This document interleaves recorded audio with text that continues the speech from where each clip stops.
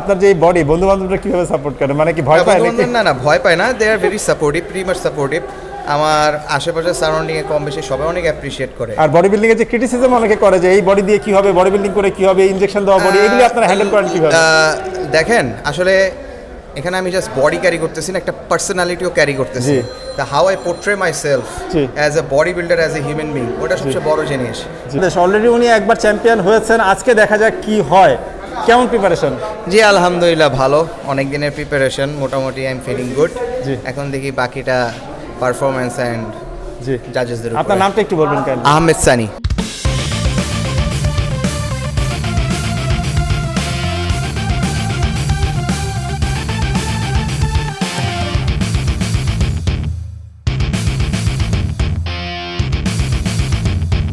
আর gym করতেছেন কত বছর যাবত? জিম করতেছি 11 বছর ধরে। 11 বছর, লং জি, টাইম। yeah. এক্সপিরিয়েন্স অনুযায়ী কি মনে হচ্ছে যে বর্তমানে বাংলাদেশে জিমের অবস্থা কি, মানে বডি বিল্ডিং আগাচ্ছে নাকি কি অবস্থা? বডি বিল্ডিং এরটা জানতে পারতেছি না, বাট জিম কালচারটা আস্তে আস্তে ডেভেলপ Improve হচ্ছে।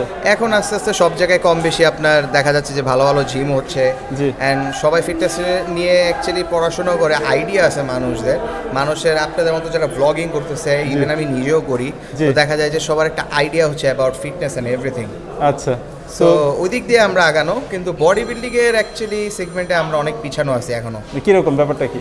লাইক আপনি যদি বলেন, দেখেন এখন প্রাইভেট শোজ ওগুলো হচ্ছে, সরকারি খেলার তেমন কোনো ইয়ে নেই। অন্যান্য স্পোর্টসে যেমন একটা ভালো আপনার ইনভেস্টমেন্ট আছে, অ্যাকচুয়ালি বডি বিল্ডিং স্পোর্টসে তেমন কোনো ইনভেস্টমেন্ট নেই। এখন আস্তে আস্তে হচ্ছে, স্পন্সরশিপ আসতেছে, বাট খুবই কম, খুবই মিনিমাল, যেটা আরও বেশি হওয়া উচিত। আর সরকারি খেলাটা হচ্ছে না কেন এখন?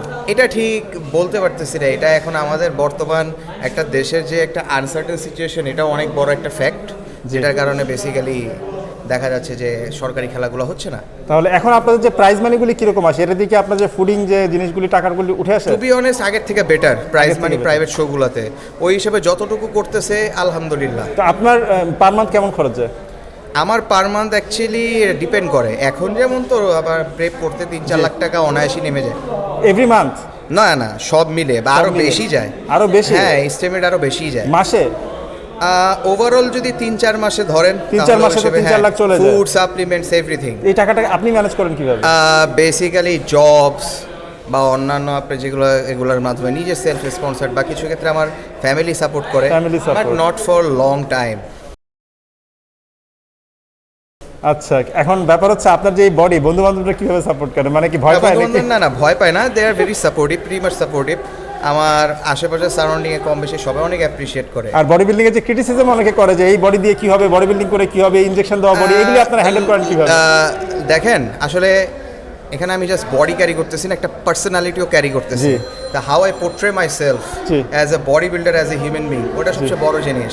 ভালো বডি থাকলে যে একটা মানুষ ভালো হবে তা না, গুড পার্সোনালিটিও ম্যাটার করে। সেটাই। আচ্ছা, নতুনদের উদ্দেশ্যে লাস্ট একটা মেসেজ দিয়ে দেন। জাস্ট নতুনদের উদ্দেশ্যে আমার মেসেজ একটাই, যে স্টে অ্যাক্টিভ, যে কোনো স্পোর্টসে যান ভাই, বডি বিল্ডিং করেন আর যাই করেন, বাট স্পোর্টসের সাথে রিলেটেড থাকেন, আপনার হেলথ অ্যান্ড মাইন্ড দুটোই ভালো থাকবে। ওকে, দোয়া করি আপনি আজকেও চ্যাম্পিয়ন হয়ে যান। Best wishes for you. Thank you.